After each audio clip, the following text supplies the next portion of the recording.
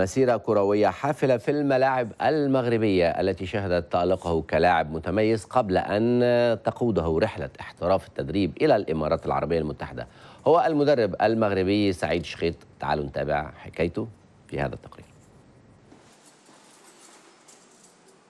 سنوات طويلة من الاجتهاد والعمل صنعت من سعيد شخيط واحدا من أهم الأسماء القادرة على كشف وصقل مواهب اللاعبين الصغار وانتقاء الأفضل في الملاعب الإماراتية.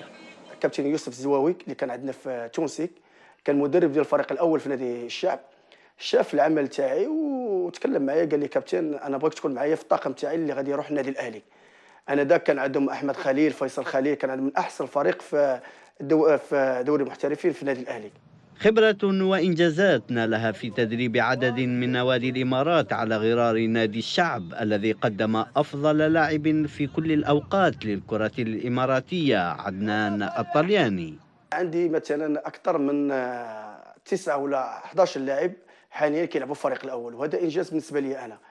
عندي بطولة للسنة اللي فاتت خديتها ديال 13 14 سنة ديال اتحاد الإمارات، وعندي عندي اكثر شيء عندي وصيف. انت تعرف المستوى ديال الامارات، مستوى ابو ظبي ودبي مش هو مستوى ديال الشارجه.